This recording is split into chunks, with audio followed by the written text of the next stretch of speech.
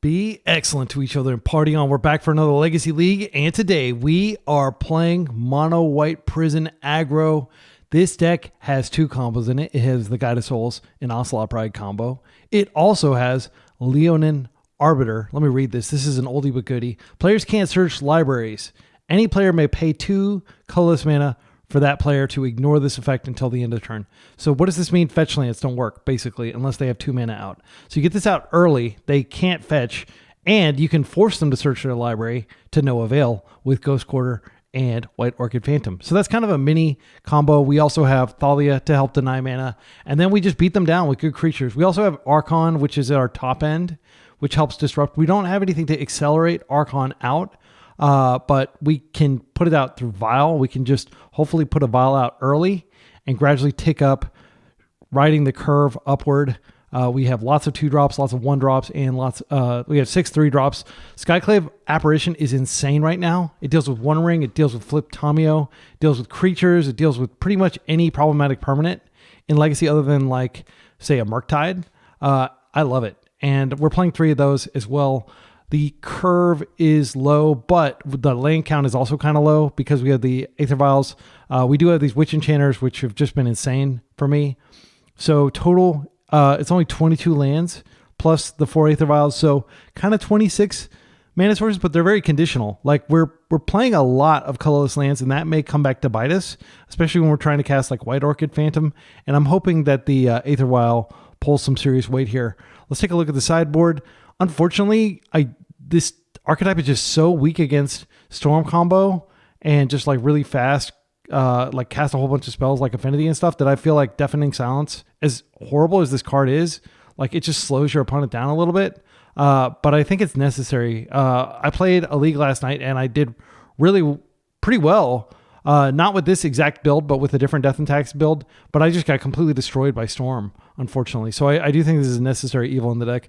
4 Containment Priest is so flexible, and I do think it's better than trying to remove the graveyard completely with like Rest in Peace, because that can be removed. This has Flash, so even if they bounce it out, you can potentially bounce it back in or Vial it in, or you can Vial it in response to them reanimating their Atraxa.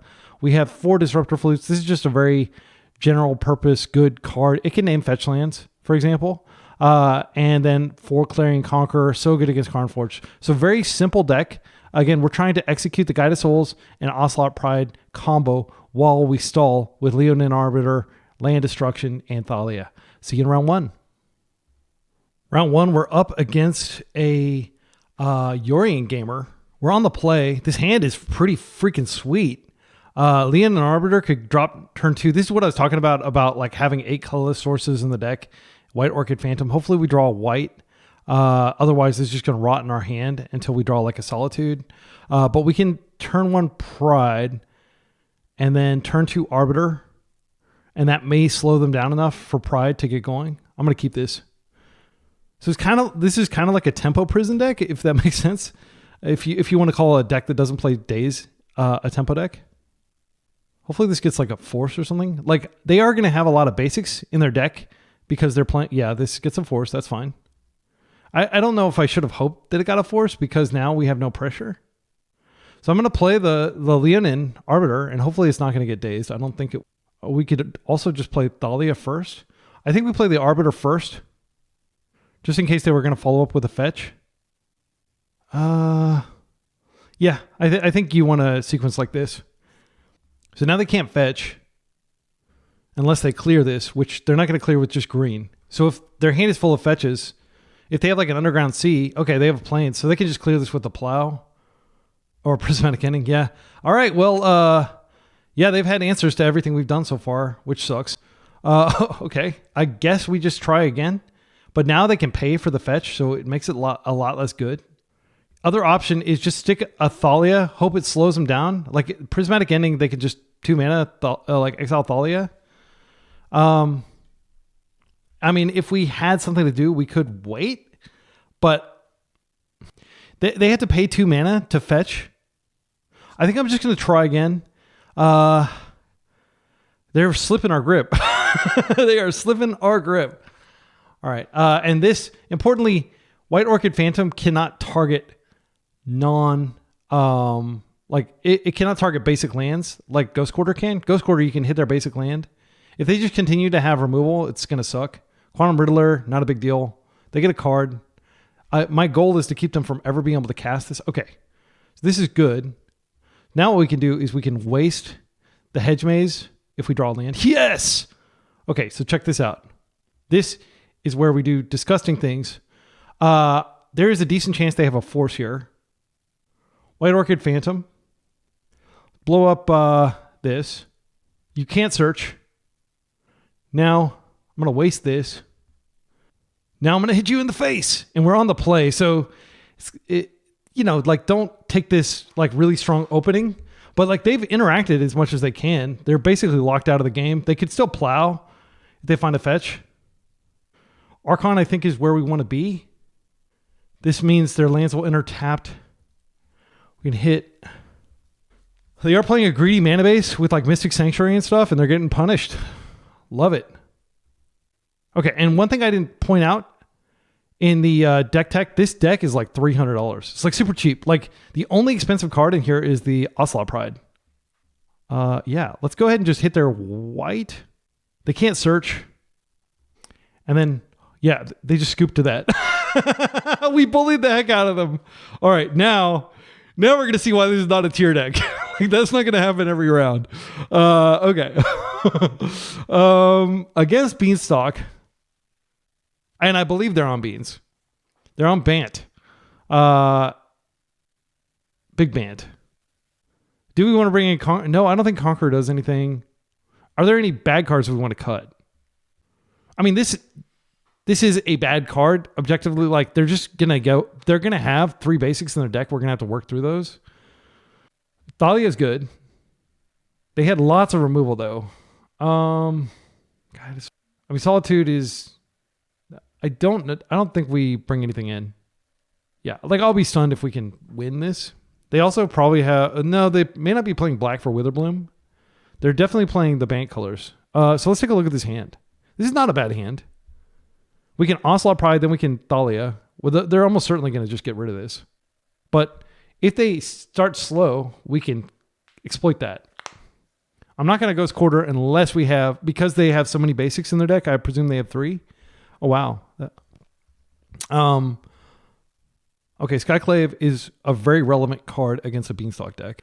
And because they mold, they probably don't have Force here, but they might have Prismatic Ending or Plow or Leyline Binding, I imagine, might be in their deck.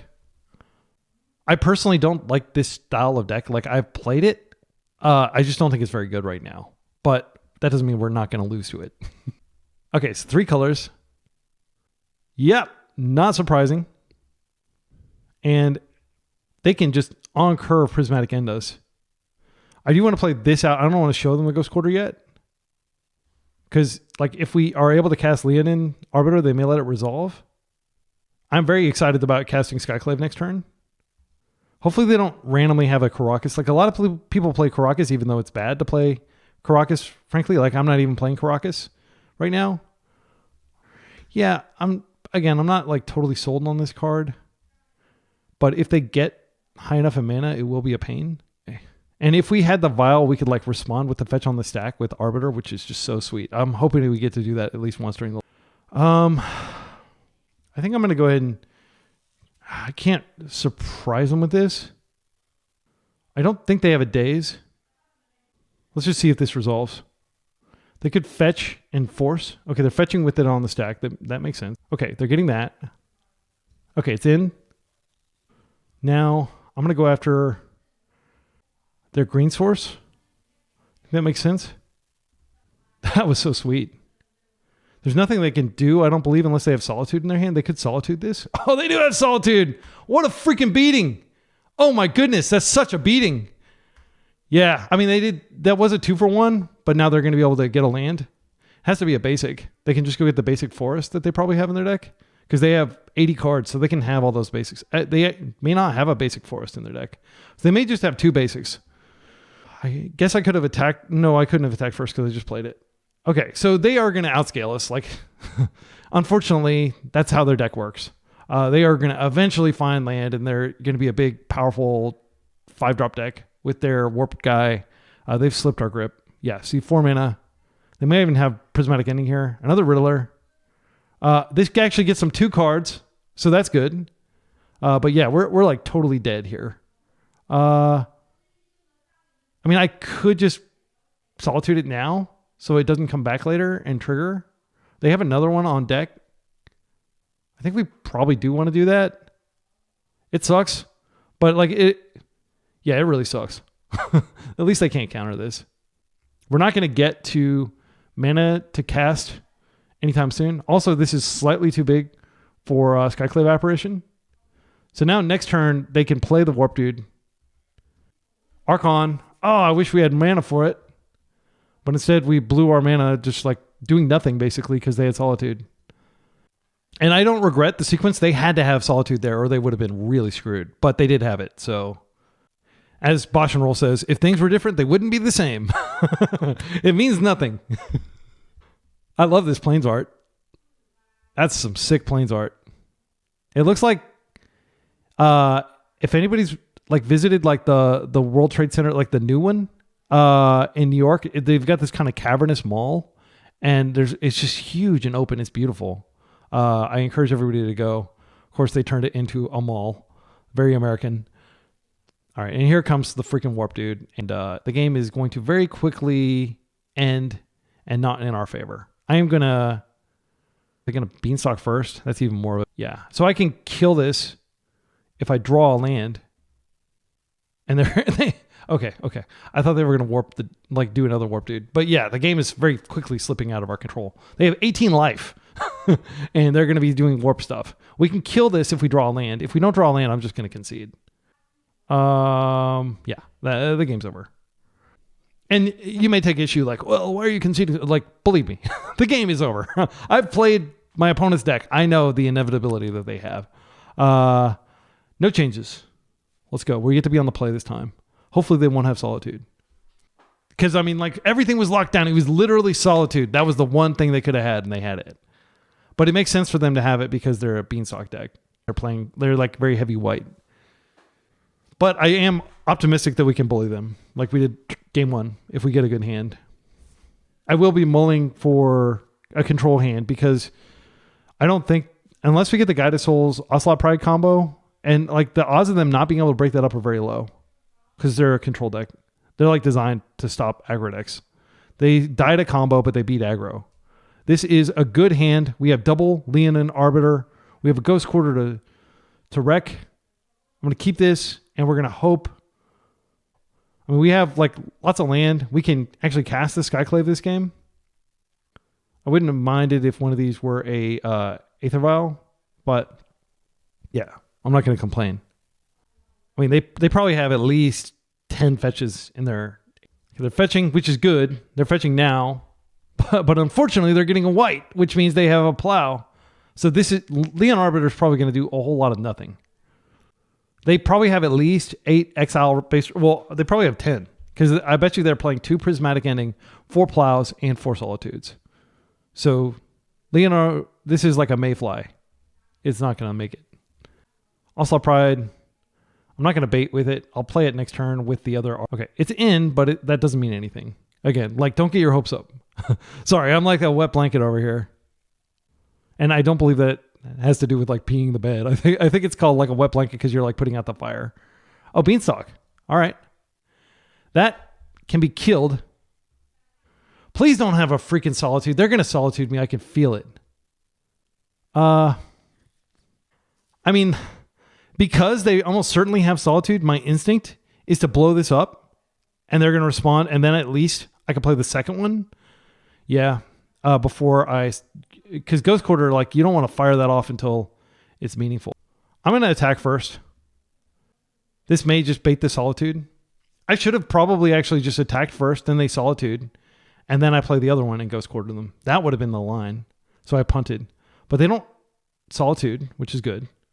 So the other option is I could just play the second Arbiter and the Ocelot Pride. That does open us up to Wrath of the Skies a little bit, which is almost certainly in there because, again, their deck is just like designed to farm decks like ours. Other option is Thalia. I think I'm going to stick the Arbiter. And I wanted to blow this up. They may force this now. Okay, and I'm going to play this. I mean, they may just not have it. But, like, if we're locking off fetches, which I do believe is a big part of our mana base, now they have to kill both of these to be able to fetch. Or they can pay 2 mana to fetch. Okay, they just naturally had... That's frustrating, unfortunately. And that is very lucky for them that they just are naturally drawing these. Because I know they don't represent a lot of their deck. But now they have to pay for both of these. So they could, in theory, Solitude. Okay, so I think the option... I think what the play here is... Oh, man. If we Skyclave, they're just going to Ghost Quarter in response. Maybe they have a Plow and they tap that and then we get them. I don't know. It's really tricky to sequence because they could have like literally anything. But I do think Skyclave here is good. But we're hiding the fact that we have Ghost Quarter. Yeah, I'm gonna try to Skyclave here. I think there's a very good chance that they just Solitude us. Oh, wow. Do they not have it? I'm going to go ahead and attack, and I'm going to see if they Solitude here, and then I know not to Ghost Quarter yet. I need my Ghost Quarter to stick. Like just throwing this, like turning this into a basic does nothing. We can cut them off green technically, but that's not good enough. I don't think they have a basic forest in their 75. They plow that. Oh, that's unfortunate. Now they have a blocker, and they trade with one of these, and then we play the Ghost Quarter, and they could just plow the other one. Yeah, that sucks. I guess maybe I should have attacked first. Do you have another plow? Oh, wow, it worked. That's good. Okay, so we've gotten them down to 2 colors, but like the battle's far from over. Hopefully, yeah, this is a very costly fetch. Hopefully they don't have like a prismatic ending here. Yeah, I think I punted pretty hard there, but we got lucky. Okay, so I'm going to go ahead and waste first. Maybe I can get them to tap something. Like maybe they brainstorm in response to this. And then I can waste. And then they're trapped under this. I am going to waste them and they can pay 2 mana to search. I'm going to do it during their upkeep though. Let's go ahead and attack first. Oh my goodness. Yeah, let's see if they attempt to fetch. If they do, I can just waste in the end step. It does make sense to go ahead and do it now. I'm going to let that happen, and then I'm just going to waste water. Like if they get a green source, they're probably going to get a hedge maze. And then I'll waste the hedge maze. I'm just going to do this now. They've thought for about a minute. I'm wondering what they have. If I had a Solitude here, I think Thalia would be a prime target. But this will get out of hand pretty quickly. But if they have Wrath of the Skies, they shouldn't care about any of this. They should just care about getting enough mana to Wrath for 2. After that punt, like just imagine how strong, like they wouldn't have been able to fetch at all if I hadn't attacked into my own apparition. That was such an embarrassing punt. And I'm definitely going to tighten up for subsequent rounds. I feel very lucky that we're even treading water against this deck. Okay. And they let it go. And they Lorien cycle, which they can't. Wait. Is that... Do they search? Ignore this. Until the end of turn. Okay, they get to do it during the turn. That's what they were thinking about. That's pretty powerful. So again, Leonin and Arbiter, like, we would have double screwed them off mana had we done what we were supposed to do. If they're going to Uro here. These greedy decks always play Uro in addition to... no, Tamiyo. Tamiyo's annoying as heck. We still get the combat damage, but if they can flip her, it's... I think we just go for the Apparition. The Apparition can't kill any of my creatures if they clear it.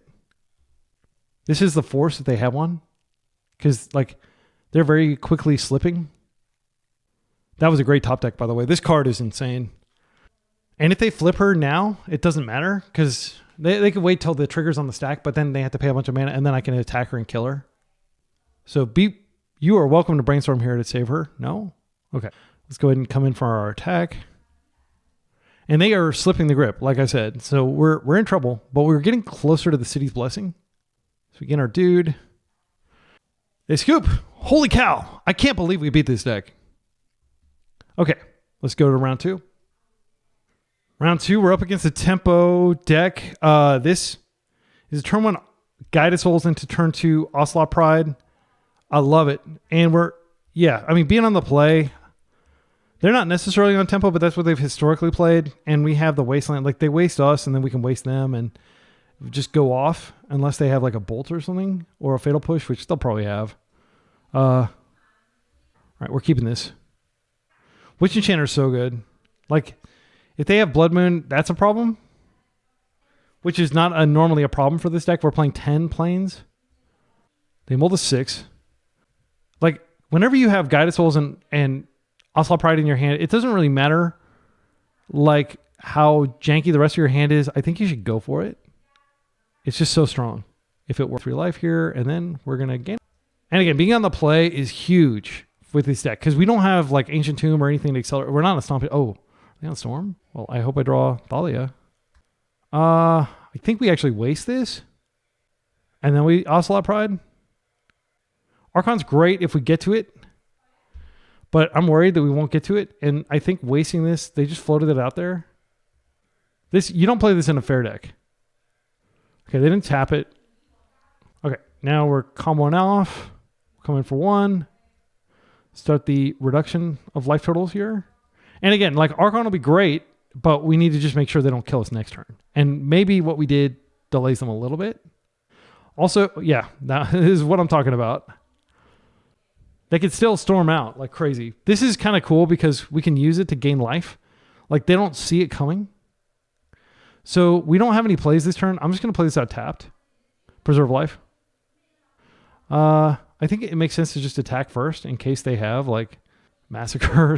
We actually don't have a plane, so Massacre wouldn't work. And they don't have a swamp. I think they have to have A. So we're coming in. We get a life. And now I will just play this tapped. Again, life total is very important if they're going to storm us. I think that's most likely what they're doing. Next turn, we have Archon, which should shut down the entire game because they can only cast 1 spell a turn if they're on Storm. They just kept a iffy hand, I guess. What are they discarding here? Pact. Oh, no. We could also Thalia here. I think Thalia is even better than Archon. Is that so? I don't think that's true. There's no way they're catching up now. Let's gain some extra life here. And we're just going to get our life total so high that there's no way they can catch up. Okay. Getting closer. Like they have to get Storm 13 now. Okay. Or Storm 12 technically would have done it. Okay.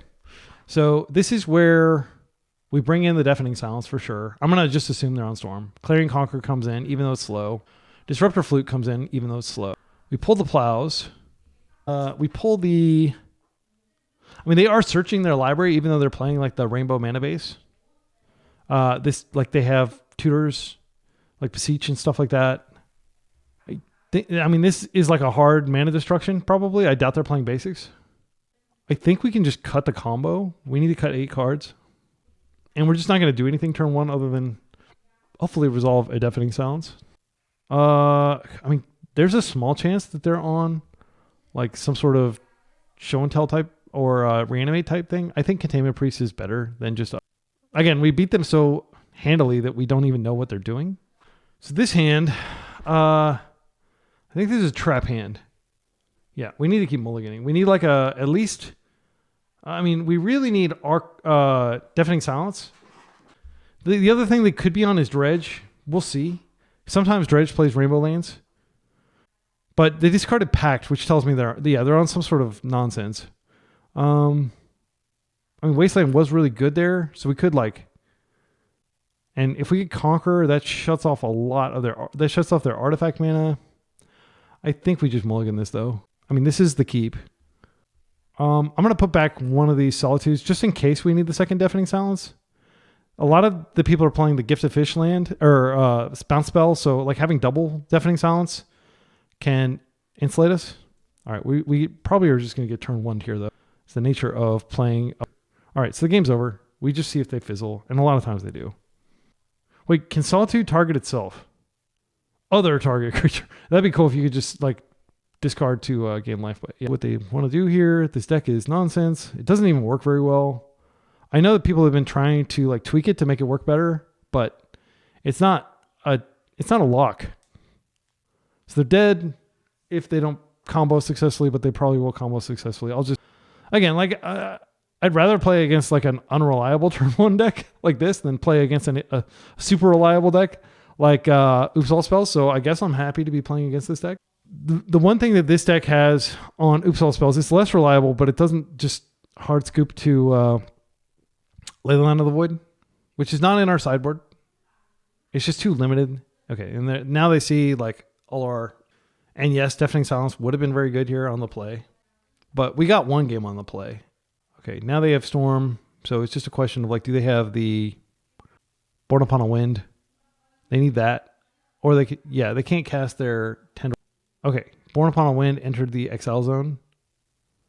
Good game. We sat here and did nothing. And they're like showing me their hand. Maybe because they think I'm recording, and I am recording. So yeah, I guess show me your sideboard strategy. Force of Vigor. And they had lots of ways to Volcult Awakening, for example. Okay. They saw our hand. We got to see theirs. Any changes? Containment Priest doesn't do anything in this matchup. Probably Guided Souls is better because it can get pumped and like potentially attack for more. I think going wide with this is too slow. Like, if we're getting the City's Blessing, we'll like have already won anyway. I mean, we could take out Solitude and just bring in like more aggro cards because there are no creatures to target other than our own. Yeah, I'll just bring in multiple Guided Souls and one Onslaught Pride. So Force of Vigor means that we probably just want to play out one. If we magically find two of those, I think there's a trap. Like, I mean, Disruptor Flute is good if they don't go immediately. Does Leonin Arbiter actually doesn't do anything? Well, it stops Beseech. It doesn't stop. It taxes Beseech. I think I'm going to keep this.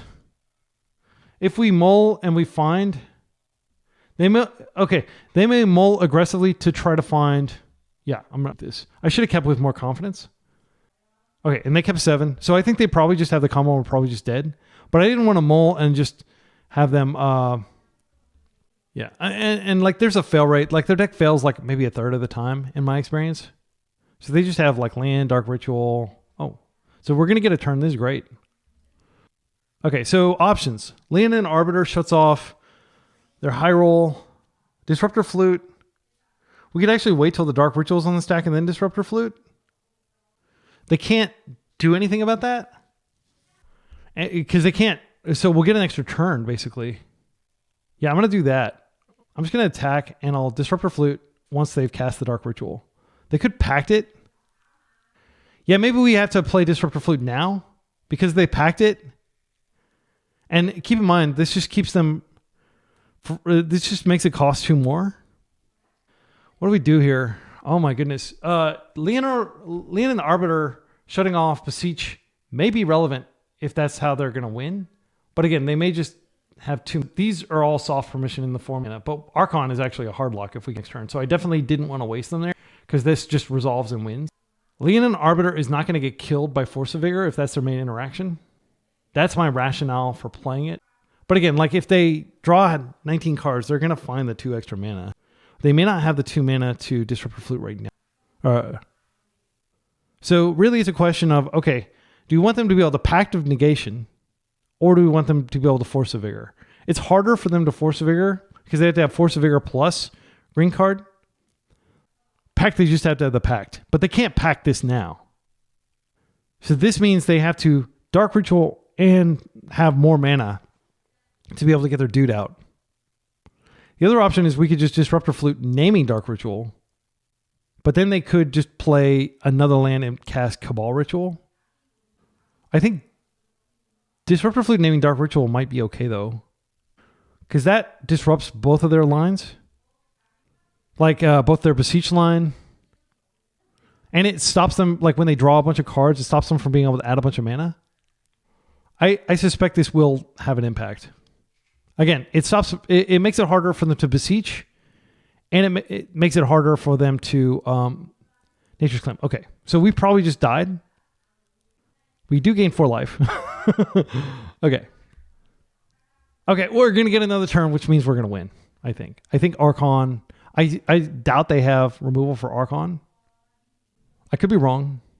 They can't pack this, or they die. Okay, yeah, and that worked. They had a slow start, and we got lucky, frankly. Or 2-0. See you in round 3. Round 3, we're up against a likely Stiflenought gamer.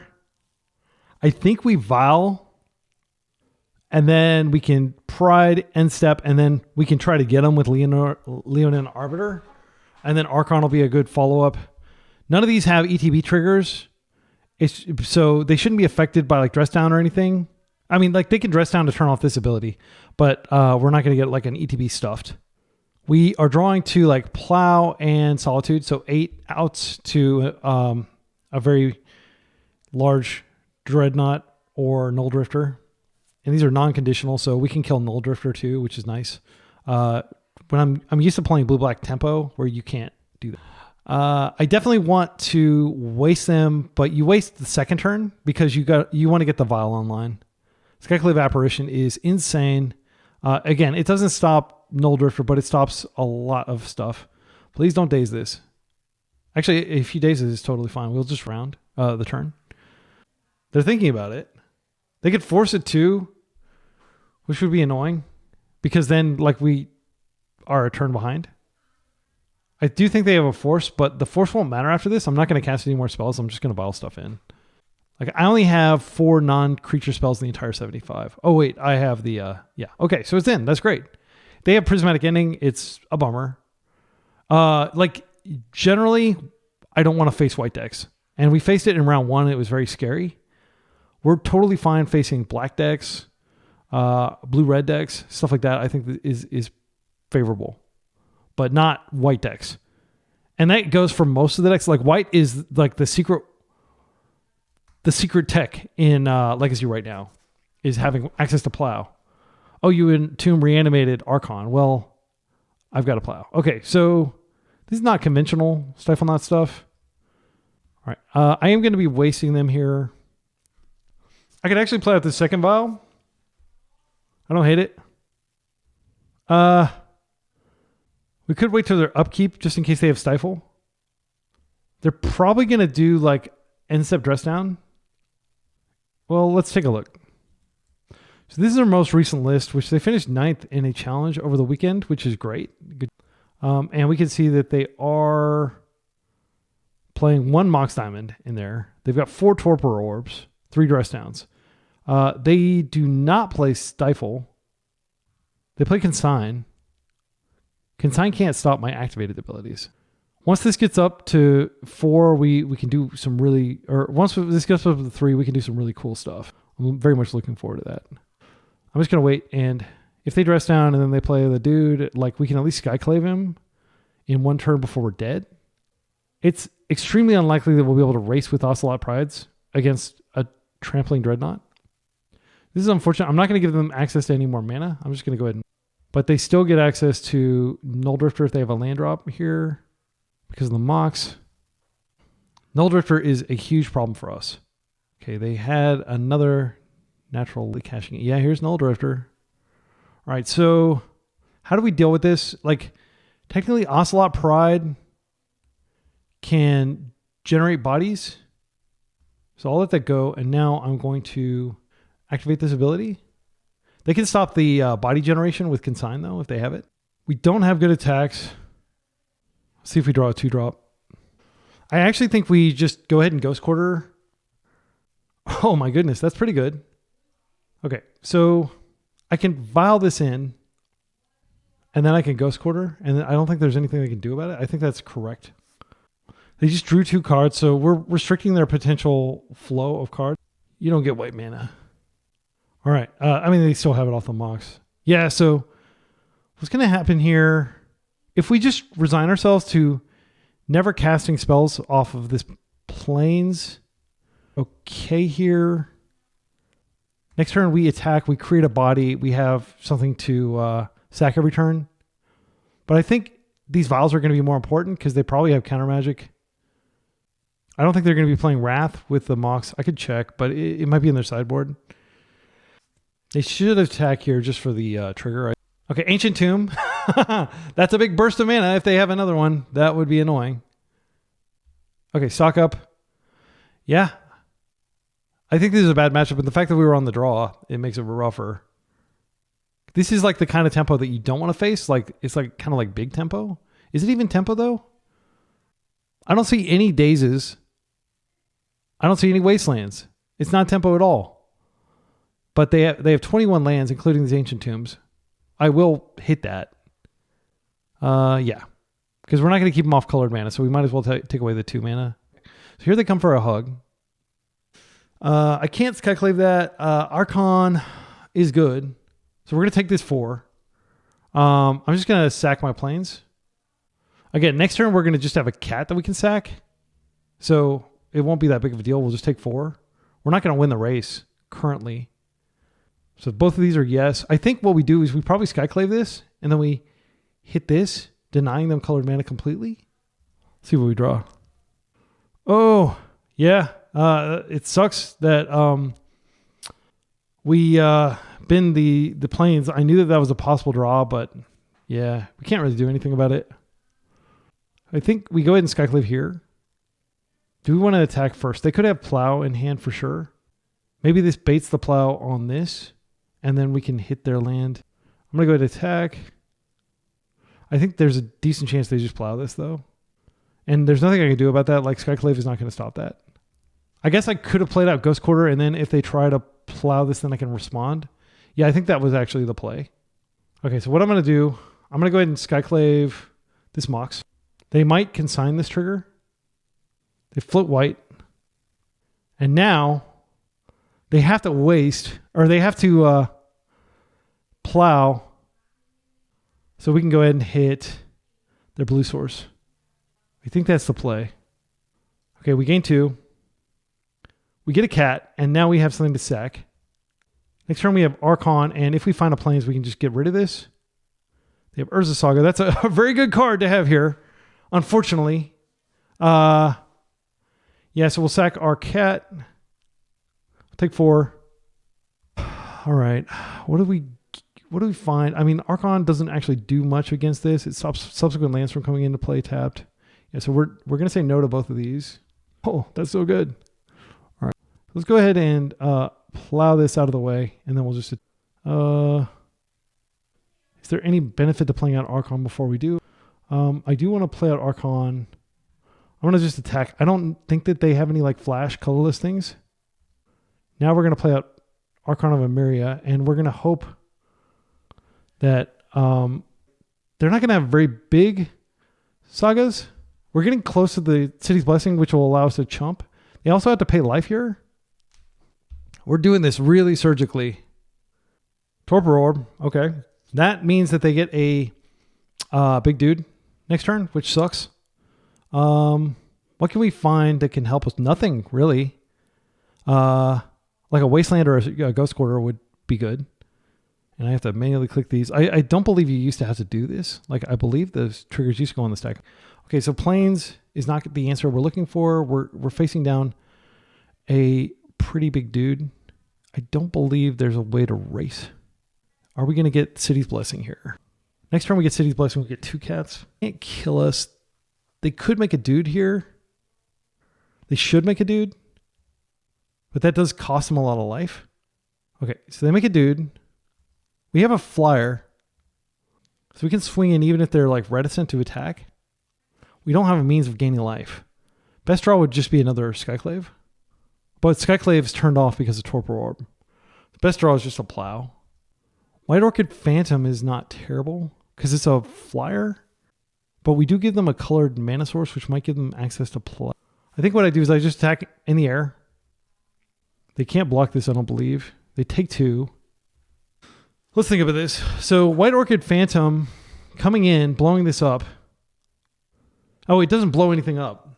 It just comes in as a 2/2. So what I'll do is I'll wait, and then I will file it in, and maybe that'll throw off the math, and they'll think they're like safe, but they're not actually safe. 6, 7, 8. We do get the City's Blessing as well, which I don't think will matter. Yeah, I'm going to just chill. If they draw like another Dreadnought, that's pretty scary, but it's actually not because we have lethal in the air. I scoop. They don't even know about the White Orchid Phantom. Okay, great. What are we doing? Conqueror doesn't actually do anything against their deck, I don't think. Containment Priest doesn't. None of these cards do anything. We could shut off Urza Saga with this. I think our main deck is actually fine for this matchup. Witch Enchanter is really strong. Skyclave, but again, they're going to shut off the abilities.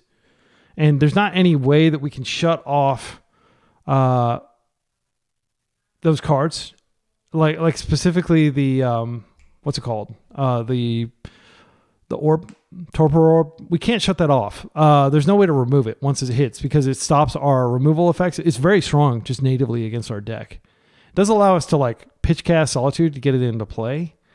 The cards that are affected are White Orchid Phantom, which is a flyer, and First Strike, which might matter.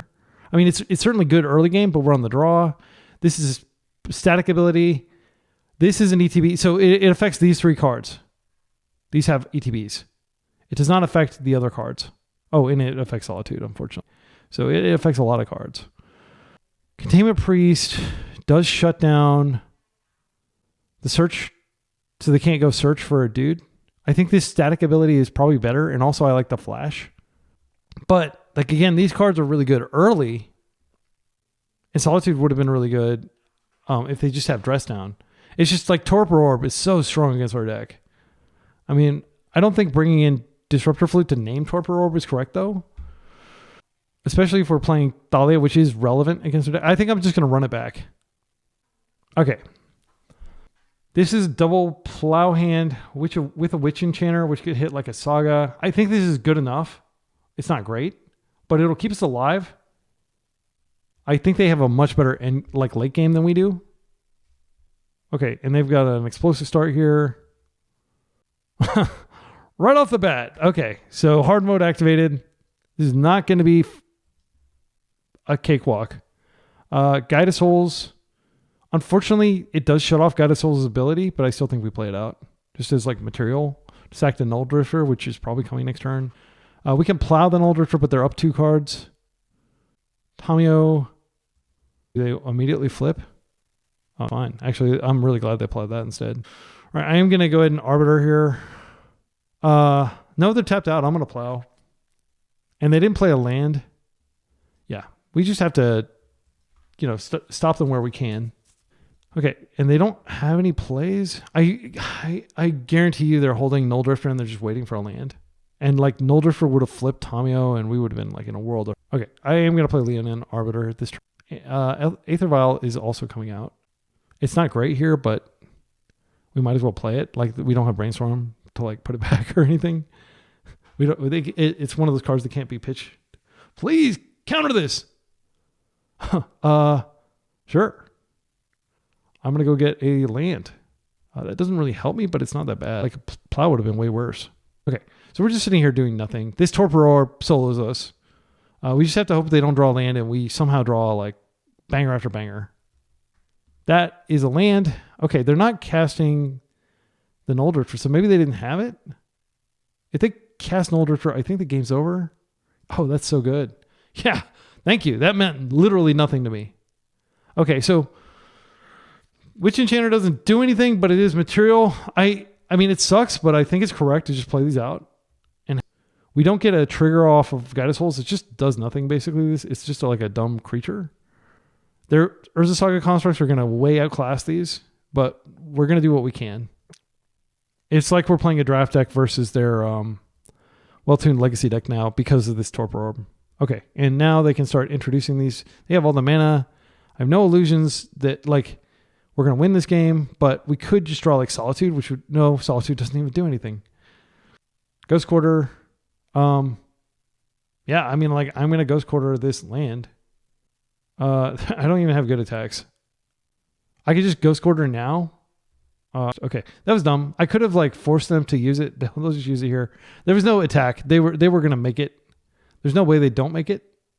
And now I will just go ahead. One construct is way larger than my entire, like every creature on my deck, basically. I mean, I could just concede. I'm not going to because we have plenty of clock. They put Force in their graveyard. Okay. Like if they somehow don't draw anything, like, I don't know. It's tough to imagine a world in which I could just double block this. We're going to lose this Witch Enchanter. But if we, I feel like if we plow, it's a huge mistake. These creatures mean nothing to me. Like they're the worst clock. Okay, now I have to plow, unfortunately. And this can come out later. Okay. Yeah, I didn't want to lose my creature for nothing there. At least I got a card out of their hand. All right. The first one I couldn't deal with. I'm going to just play all my creatures out. I will attack for 2. This will never gain life. We'll never gain life unless we get like Ocelot Pride out and it magically connects a whole lot of times. So this is activated ability is not going to be good. Okay, now they start going crazy. Okay, that was a blowout. And it's just Torpor Orb. We're structurally extremely unfavored against their deck. Clarion Conqueror doesn't affect Urza Saga, and that seems to be the only activated ability. Like you've got Tamio in there. It's possible that Tamio is better. But I refuse. Like, we're on the play. Let's try to act out our game plan. It's better to fail while daring greatly, and that's what we're going to try to do here. We're going to hope they don't have fine Torpor Orb. They have 4 of them. They've got a 40% chance of seeing one in any given grip, but like they could very well mull to it.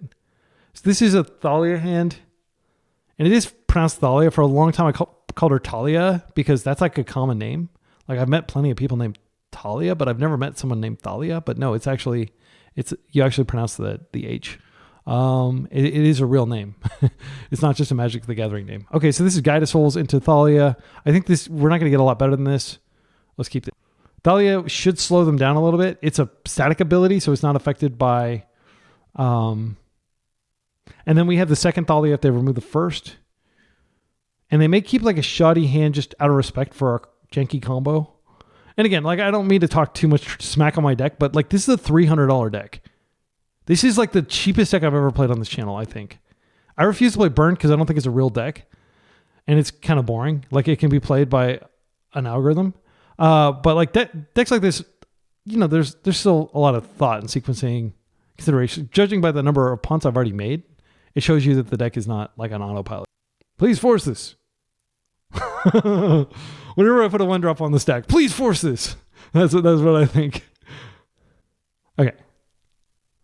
Okay, Plains, Prismatic Ending. I named it. I got it. Now, I'd much rather have that counter than my Thalia. Now Prismatic End this. You can still Prismatic End it for 2 mana. Hopefully Thalia cramps your style at least a little bit. Oh my goodness. That's enough Thalias. Please interact with this. You don't want to. I think we probably lost the game.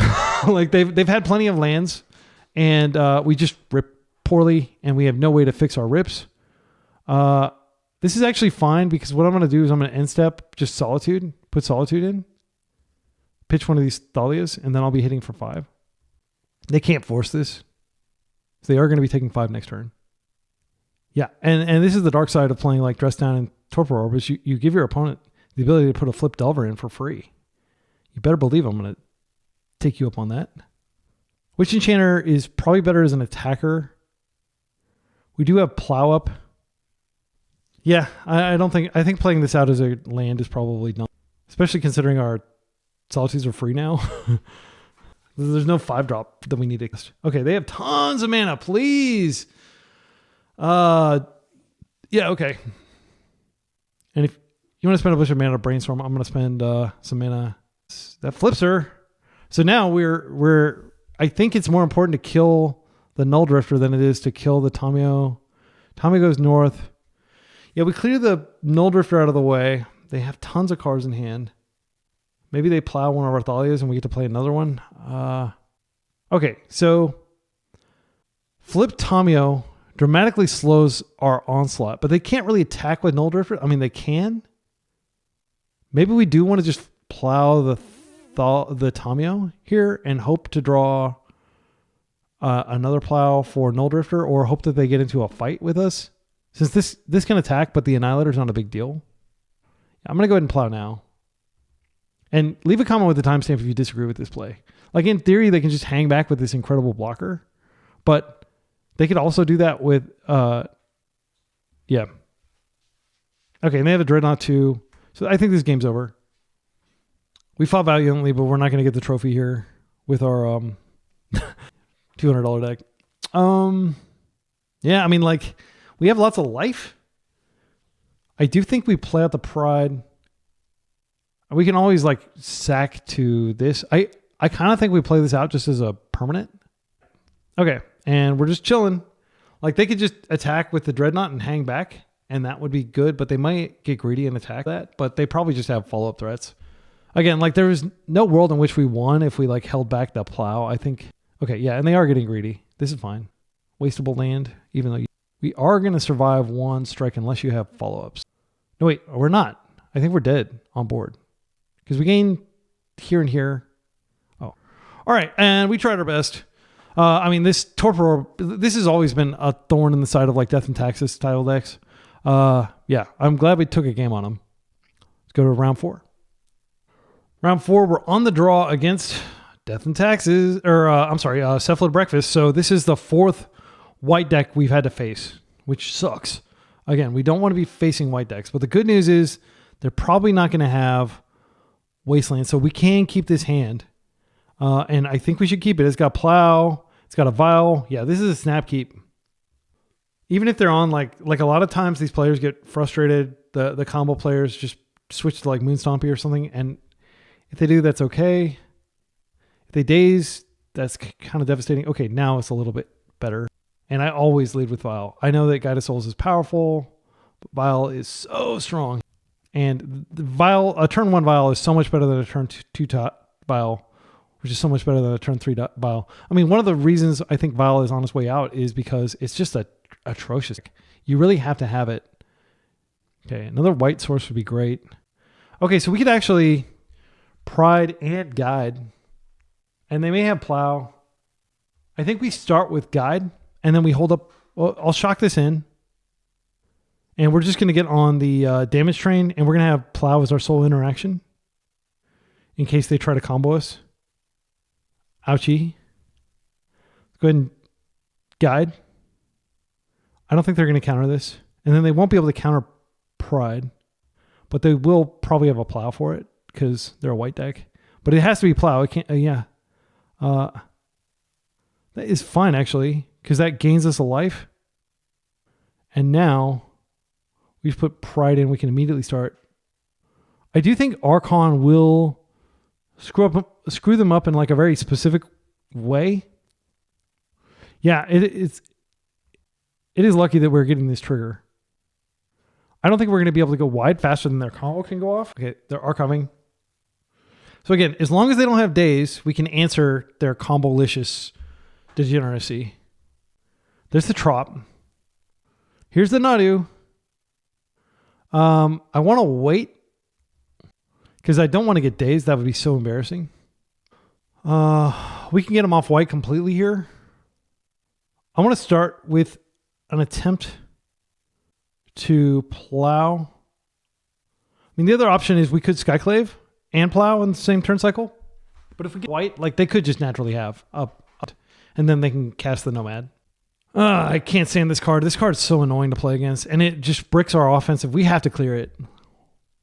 Yeah, I'm gonna try to get them off white completely because you hit that, they can go, and then you waste this. No, wait, yeah, we waste it with Orchid Phantom. They usually only play 2 basics. All right, let's see if they have the interaction. If they do, we probably die. I mean, again, we're gonna remove the white cards.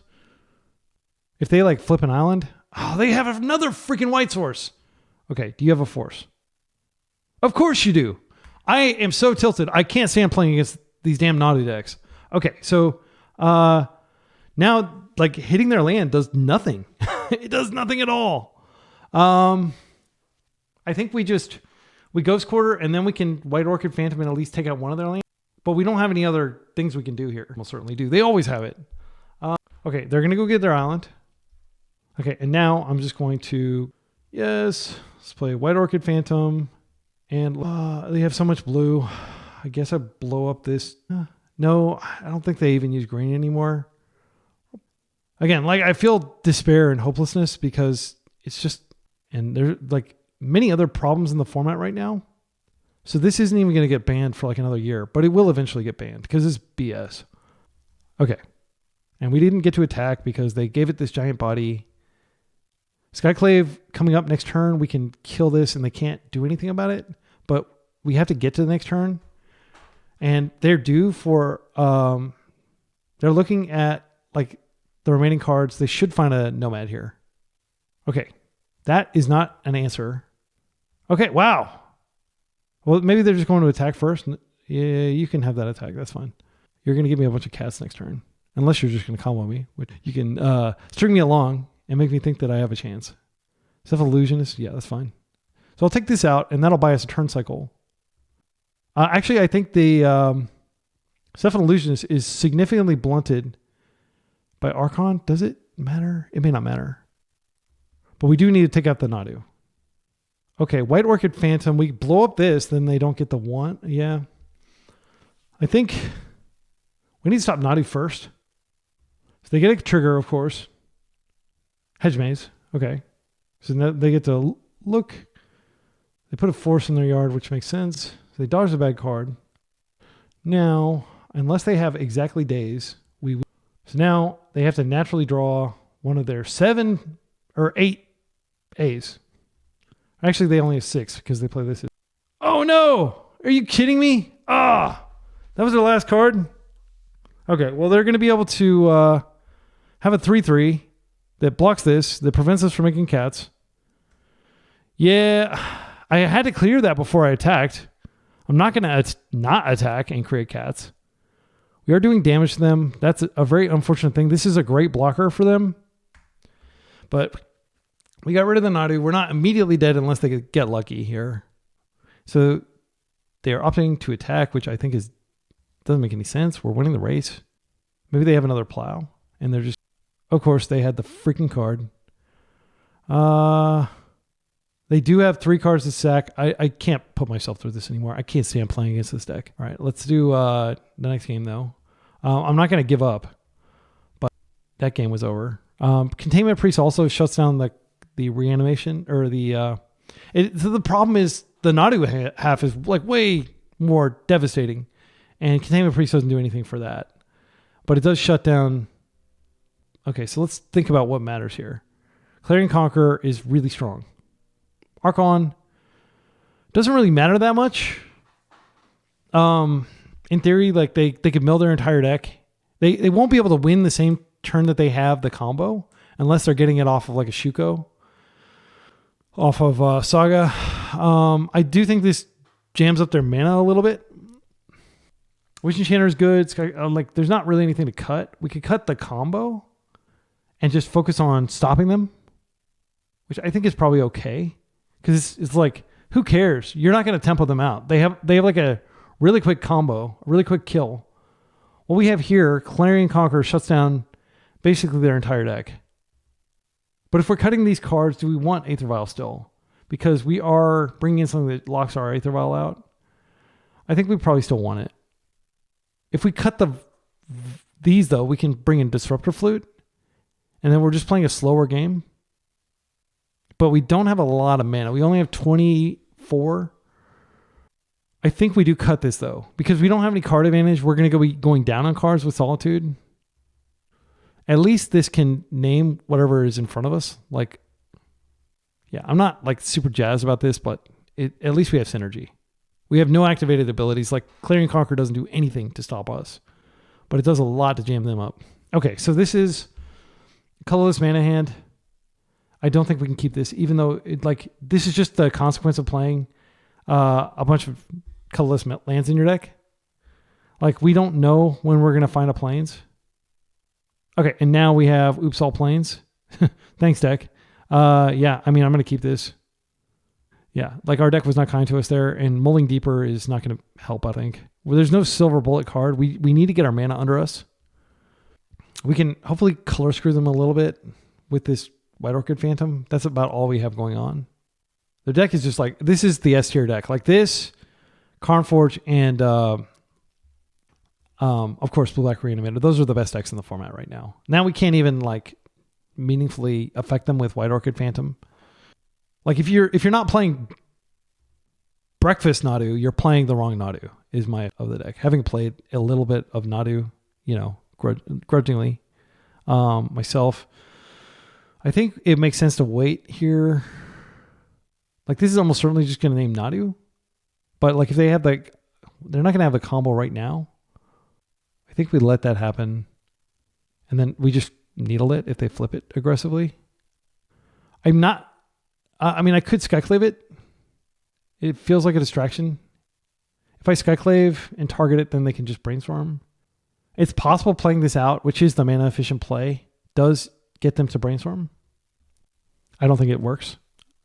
I think we just name Nomad Encore. It's the scariest card in their deck. I mean, Nadu is probably the scariest. The thing that sucks about this card is they can just Prismatic End it. Nadu Winged Wisdom. I think we do name that. And then like they flip her and it's a disaster. Okay, now we can do something. So what I'm going to do is I am going to go ahead and play this out. If they try to brainstorm, then I can plow. They're going to have 2 mana up. They can go get a white source. So we didn't really screw them off any mana here. Here comes Nadu. This is fine. I could have plowed here. Yeah, this deck is super annoying to play. Like they've optimized it to where it's like, now it's got Tamio as well. One, if they force here. So we'll just try to Skyclave it. But it is debuffing my creature, which is not a big deal. And now they're going to find land and they're going to be able to shuffle. Are they wastelocked? Oh, man. Yeah, they're going to get the Trop. They're going to get the Hedge Maze. Prismatic Ending. Fine. So I'll Skyclave this, but then they don't have anything going on, but I don't have anything going on. I would like to White Orchid Phantom that land. If I do, I give them an extra turn to like regrow something scary. I think we do White Orchid Phantom this just because Nadu would be devastating and we might be able to keep him off Nadu for a turn. Yeah, this is a consequential decision. If they force this, then that'll actually be good. Okay, so we actually are blowing up a land here. I don't believe they have any more basics. Okay, and now we have our threat again. We're just hopefully going to take up and try to ultimate her. And hopefully they're not going to have a second force. But like they have that clue already. Because again, they've already 2-for-1'd us. We 2-for-1 them when they forced. So we should technically be even in cards. And if you look at the total number of cards out, okay, this is good. Okay, that's not good. So this represents a potential win con. So I'm just going to go ahead and hit Tamio because I have to deal with a threat in front of me. The other option is just to Urza Saga here. They're almost certainly going to plus her. That's a dangerous game. I don't believe they're going to minus her. Okay, they're cracking a clue. This is how you beat this deck, by the way. You go after their mana. I'm going to attack her and pretend like I don't want them to think that I don't care about her because then they might start minusing. So we can keep her off ultimate next turn by attacking, even if this goes. They shouldn't keep drawing lands, but they probably will. They play 20. They've got 1, 2, 3, 4, 5, 6, 7 lands accounted for out of 20. So they shouldn't be drawing lands statistically. Like they should be drawing like 1 in every 3 or 4 cards. Yeah, probably like 1 in every 4 cards. Okay, they're plussing. Okay, and they found a land. Is this Nadu? If this is Nadu, I'm going to be so freaking tilted. Because then I have to kind of kill Nadu and just keep attacking her. What a freaking... Oh! What a beating! Okay, and I'm trying to be graceful, but like... I'm sorry, this deck is BS. We can't do both. Skyclave, counter it, and then the game's over and we don't... And then they can't kill this now. Unless they... Yeah. So now they can plow and just... If they have a plow, they just stop me from interacting with Tommy. And that's what they did last game, and that's fully what I expected for them to do now. They didn't. That's great. All right, so Tommy is a manageable size, and we're going to stick yet another thing that can attack Tommy for 1. Oh my goodness. Tommy's such a broken card. What the hell were they thinking? They weren't thinking. They didn't even think about Legacy. They didn't even think about Brainstorm. Okay, now they've got like another... Nadu on deck probably. And that'll just hold the fort while they win. This deck is just unbeatable. What am I supposed to do here? Like, let's say, I am going to concede. That's what I'm going to do. See you in round 5. Final round. There is a very good chance we're up against yet another white deck. I want to remind you, like, if you don't listen to the Eternal Glory podcast, somebody said, "Where's the white?" That was like the title of like one of the previous episodes, like a few weeks ago. I mean, the white is everywhere. Every deck has had white in it. Every deck is in a Plow Prismatic Ending deck that we faced this league. This is not a keepable hand. Okay, this is fine. Yeah, we got the Leonin, Arbiter, White Orchid, Phantom combo. We've got Ocelot Pride for our turn 1 play. I think the card that goes back is the Wasteland. There's a good chance that like if they're on like a mono white strategy, this doesn't even do anything.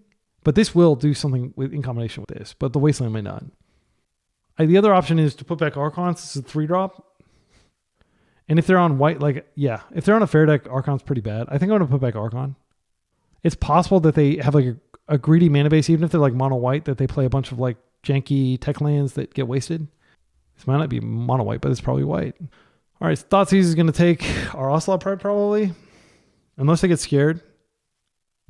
Yeah, this has just been like really bad luck this entire league facing white decks. Like I think we face like Bugbean, like we face other versions that don't have white, and we're like in so much better position. Yeah, they chose the Ocelot Pride. Okay, well that's a good rip. I'm gonna play it.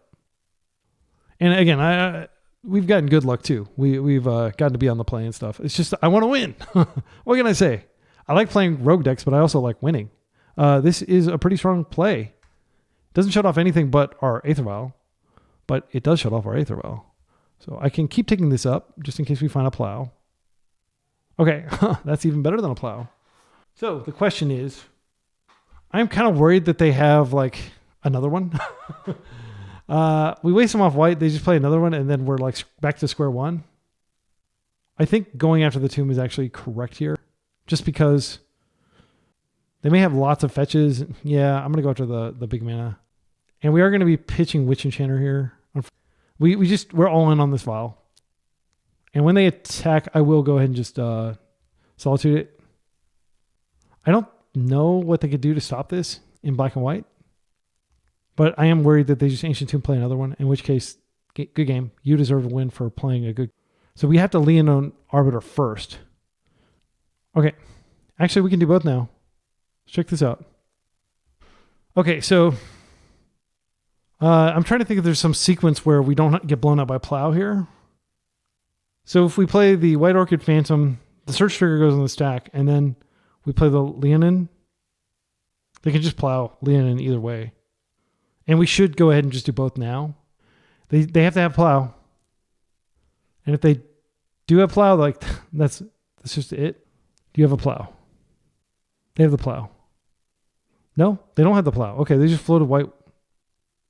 Okay, wow, that's good. We're back. We're back. Ancient Tomb. Okay, another dragon. Dark Confidant. Sure, that is of little consequence to me. I am going to be hitting you in the face. Best draw on our deck is like a Ghost Quarter. Yes, let's kick it up to 3. We have several good cards at 3 that we could draw. Okay, that's not one of... I think we attack with Leonin Arbiter too, just max damage. Like, I don't want them to get extra cards. They're down to 2 cards. Leonin Arbiter has already done its job and helped us wipe out one of their lands. I don't know that we play this because we can preserve Mystery here. I'm just going to attack with both. If they want to trade, that's okay. They probably do want to trade. What? You're crazy. You're crazy. You're going to take so much damage. Your Tomb's going to deal damage to you. I think that was a very questionable play. Baragoyf. Okay, that is a good card to draw, for sure. So maybe they can get their life back, but like there's 3 types in the graveyard. Yeah. We could like double block it, but I don't think that's the way. They're going to come in for 2 here. No. No, yeah, we did it. we deterred them with our planes. No, they're coming in. Yeah, Baragoyf's great. So they're on like kind of like, this is a cool deck. I don't like that Dark Confidant. I think he sucks now. Like an extremely dated card. He's not aged well. I respect people for trying to make him work, but come on, good card. That is a game-endingly good card. That is exactly what I was hoping to draw. This card has been so cracked for me the past few days. I love it. All right, and they're basically dead. Like, Dark Confidant might kill them. They can't really tap their Tomb. Orcish Bowmaster. Okay, that's a good card, but they can't cast it. They could just play a land and then cast it. But what does it do? It doesn't win. Wow, that felt great. Beating a white deck on the draw. I don't think we sideboard. Let's just... Like, this is all anti-combo stuff, and our opponent's playing a very fair deck. Going in on the Vial was smart there, in retrospect. This is... Yeah, this is another Vial hand. They have a Quick Dragon. We're screwed. They don't have it. Like, we have lots of... They probably have Prismatic Ending in their deck, even though they're only a 2-color deck. They mulled to 6. Windswept Teeth? Okay. And I'm just going to go ahead and do Wasteland into... And if they can remove it, the game's not necessarily over, but looking at my hand, like, this is double white pip. They're going to Surveil. They've got a cool deck. Like, I think Baragoyf, like, they could be playing Chalice. Did we see any 1-drops from them? Maybe not. Like, if you're playing a Stompy deck, you should play Chalice. I'm just going to say it. Like, Chalice is so freaking strong right now. Voice of Victory, okay. Doesn't affect us, really. It's not meant for our deck. So I definitely think they were correct to bottom that. Maybe they're looking for land in light of our Wasteland, but they would have fetched a basic if they were really worried. That you should never waste. Okay, so this is totally fine. We've got Guided Souls that beats this in combat, and unfortunately we don't have access to white to plow. I would love to draw a Plains for plow. Okay. Wow, that's great. So now we've got this double covered. So if they are able to remove our guide, we just plow it. Right? They're thinking they may have a plow. But again, if they plow, I'll just plow too. And if they like somehow buff this, yeah, now I just need to plow this. I'm going to wait for them to put the damage on him, and then I'll plow. Okay, and my guide survives. Next turn, we have Leonin Arbiter into Ghost Quarter to wreck their mana base. They're down to 3 cards. Another Guided Souls is great. So I'm going to go ahead and play the Arbiter. That gains a thing. Oh, I should have played the guide first, because then I could have attacked in the air for more. That was a punt. Yeah, that was a punt for sure, because we would have had 3 energy. I mean, I can still attack. I'm not going to. I don't want to give them the ability. Like, this doesn't do anything against our deck. We don't draw cards. Next turn, we have Skyclave. They can get rid of it. Archon, which makes their mana awkward if they have to, like, fetch. They don't have good attacks. And now they can fetch. But it did its job. We got to strip mana. So we're taking this all the way up to 3. We got some great 3-drops on the way. I'll go ahead and play this land out. I think Archon is what we want to lead with, because it disrupts them the most. Skyclave doesn't matter. I want to save it for something more consequential. I'm feeling good. Okay, their own guide. That's fine. We Skyclave something, we get to fly in with the second one. I think Guide is the card we want to Skyclave. I love Vial. Vial's been great. Okay, well, drawing redundant Vial is not great, but I can at least get it out and start doing it for 2. If we gain some life, we're going to hit them for a lot here. We've got tons of life. I'll just buff this one, this Guide, because this already has like a target on its back. I don't need to make it even more juicy. These are all flying, so even if they have a way to kill this, like with Solitude, it's set. I don't want to like decline. Okay, that was a 3-2. Yeah, that felt great. 3-2 with a $300 deck. Again, like, you could play this without Ocelot Pride and make it like a $100 deck. That's not really an exaggeration. Like, you just pay for the Wastelands. Everything else in here is like practically free. Solitude's not free. But these other cards are like less than $1. This has been printed into the ground, but if you want to have a beautiful Ice Age one, which I do think is the best art, Caja Foglio. Sideboard, Deafening Silence came up in the match against, what's it called? The fail rate deck, Necrodominance. Disruptor Flu was fine. We lost to a fair deck. Oh, we lost to, okay, so we didn't always play against white decks. There was that one match. But Deafening Silence, I think, would have been good had we resolved it. I mean, my instinct here, like, sadly, just to increase the likelihood of finding it. Like if you're in that type of match, you just mull until you find it. But you could in theory mull into Oblivion, but you won't mull into Oblivion if you have 4. You have like a 98% chance of. So I'd probably make that change. Again, like I can't stand this card. It's so weak. It's got sick art, but they have forsaken their vows. The edict of the circle demands their voices be silenced. Tight flavor text, as always. MTGO has just the best, or Magic has the best flavor text. My favorite, of course, being Werebear. He has the right to bear arms. Bear arms. It's so bad. Let me see if I can pull Werebear up. You probably haven't seen it if you have been playing. And also Werebear. It's just a silly name. He's not a werewolf. He's a werebear. All right, and here he is in all his Odyssey glory. Werebear. This used to be a staple. Like this was a card everybody played in their Canadian Threshold decks back before Tarmogoyf was printed. So it has Threshold. It gets +3/+3. So you're paying 1 colorless, 1 green for a 1/1 that becomes a 4/4 if you have. And it can tap for green, which is kind of flavor text because you want to be beating face with it. And you don't play it in decks that have like a high mana value anyway. But I just thought it was cool. He exercises his right to bear arms. It's so silly. But this was, believe it or not, back in the day, this was like the preeminent threat. It's crazy how fire. And since we were talking about Dark Confidant just not aging well, like this is another card that used to be everywhere and is nowhere. Like you would never play this today. Because and I heard Max Dorshin say something really interesting in like a podcast a few years ago, or maybe a year ago. He said like Magic's got maybe like 5 years left before they just run out of design space because they keep pushing the cards. Like Tamio. Like how much better can you make a 1-drop than Tamio? DRC is arguably like even better than Tamio, but Tamio is really strong. Okay, so let's take a look here at the deck. No changes except for that additional deafening silence. The deck felt great. The Leonin Arbiter is real. Like he did mess up our opponents. And you might be thinking like, why not lean even more into it? I think we've leaned as far into it as we need to. It's not like going to end the game. It's just buying some time.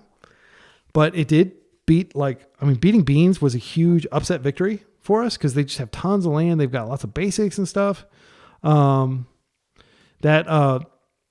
Those decks that play like Torpor Orb, you're just never going to beat them, sadly. They're just too strong at disrupting your deck. Like, because once the Torpor Orb comes out, like, what do? You can't kill it, right? And you could play, like, you can't play... I don't want to play creature spells or non-creature spells. Like Plow's so good, you have to play it, but like I wouldn't play any other ones. The list felt great. Again, you can build this list. Like if you wanted to not play Ocelot Pride, let's say we made an ultra budget version. Hang on. Okay, let's see if we can get this under $100, right? Like you take out the Ocelot Prides. You take out the Guide of Souls. You bring in Lightstall, whom I don't think is legacy playable, but is cheap and is it's a pretty powerful effect. And then you have room for like one more Hate Bear. What would you play here? You probably just crank this up to 3. This could or up to 4. You could crank that up to 4, and then maybe since you're increasing the volume of lands, maybe you want to play like a couple Karakas. You do just have like this is your only legendary creature, but it is nice to be able to bounce her. And you don't want to just add more planes necessarily. Like 10 is plenty, I think. Like you could go more. I think I've got like a Merfolk deck where I play like 12 islands or something like that, but it's because I'm playing days. And then suddenly, like you've slightly increased the curve. Lightstall is, by the way, if you haven't seen this card, I was really excited about it initially, but it's been bad. When this creature enters, each opponent exiles a card from their hand, and they may play that card as long as it remains exiled. Each spell cast this way costs 1 more to cast. Each land played this way enters tapped. And now you've got a deck that's like literally $100. I think the only cards, like these are like $10 each. These are like $15 each. Everything else is dirt cheap. Solitude, $20. Okay, this is probably like 150, 160. But like, if you just want to build a deck that you can give your friends at like Legacy Night, like people, you want to get them into Legacy, this is a pretty simple deck to play. But it does have like, there were like meaningful decisions. Like I think I made some meaningful decisions in that Dreadnought matchup, I'm pretty proud of how I played, even though I lost. I think I made good, meaningful decisions in the Nadu matchup. It's just like an uphill battle, frankly, to really beat Breakfast with Fair. You have to beat it with like just straight up blue-black tempo. Can maybe beat it reliably. How do you beat that deck? You beat a faster combo deck like blue-black Reanimator will beat it. But in general, you need to beat it with tempo. And even though this is kind of a tempo deck, it's not a real tempo deck. So if we take a look at this version, though, like this Guide of Souls Ocelot Pride combo came up a lot. Guide of Souls is just so good. There was a turn like in the final game of the where like we put Guide of Souls out from the vial, and then we were about to block, and they did have Bowmasters, and luckily we got lucky and drew the plane, so we could plow and not get blown out there. Because then they would have created the dude, and they would have it would have been pretty nasty. We would have been facing quite an army, but luckily we did have the planes and the plow. But if they had the mana up, like I might not have Guide of Souls there just because respect for Bowmaster, which was definitely in their deck. The other card that seems good that I played in my other white video was Spirit of the Labyrinth, and that's really good against a lot of decks, but it wouldn't have been very good against any of the decks we faced today, unfortunately. Like it would have been okay against the Stiflenought deck because they were drawing cards off of like cantrips and of course Null Drifter, which they wouldn't have been able to draw those cards and flip their Tomio. Like they can crack clues around it. I don't think it's aged well. And I'll just show you the card in case you're wondering what I'm talking about. Great card, great monochromatic art. Just not powerful enough for Legacy these days. It does get killed by Bowmaster, and I found that it just isn't impactful. They'll eventually clear it, and then they use their cantrips. So I think that's a trap. That's why I'm showing you this. I think the ideal version is probably the version we played, but I'd welcome feedback. I did scour through like all the old tech. By the way, getting a 3-2 deck with this deck is really good. Like I looked through so many Legacy attempts, and they were all like 0-4 drop, like with trying to build with these decks, but they weren't building with my deck building sensibilities. Oh, I'm so smart, right? No, but seriously, like they were playing lots of like crappy utility lands, and then it's bad enough when you have 8 colorless lands in your deck, but they were making it even worse. I would recommend playing it like this, frankly, sucking it up and buying the Ocelot Pride. By the way, this works in Modern too. Like you just cut the Wastelands. I think that's the only card in here that's not Modern legal. And Thalia is probably pretty bad in Modern because it's more of a creature-centric format, whereas Legacy is much more spell-centric. So yeah, maybe you drop her, and maybe when you drop her, like I don't know that anybody even plays this in Modern. I think it's like more of an EDH card because it's probably, I don't know, EDH, but I know it's about like annoying a whole lot. And this card does that same effect. Okay, well, I don't have anything else to say. I hope you enjoyed this. If you enjoy these kinds of like ultra budget brews, give me some ideas. I don't want to play burn, as I said. I don't want to play anything that can be played by an algorithm. I don't want to play anything that's going to just get destroyed. Like my threshold is, okay, if a deck can go 3-2 in a league, it's a good brew. Because Legacy is so optimized that, that's hard to do, frankly. And you can play even like top decks and not 3-2. So like I consider this a success. We even beat like a combo deck just through like luck, basically. But like we had a lot of luck on our side. I think those first 2 rounds we were on the play, which was great. I actually think we were on the draw the other 3 rounds, so maybe it wasn't that great. But we did draw that plains at the end to clutch the plow. That was definitely like luck, frankly. Like we had like probably like a 10 in 50 chance. So 1 in 5 chance that we were going to draw the plane, and we managed to draw the plains. So that was lucky. Okay. Till next time, be excellent to each other and party on.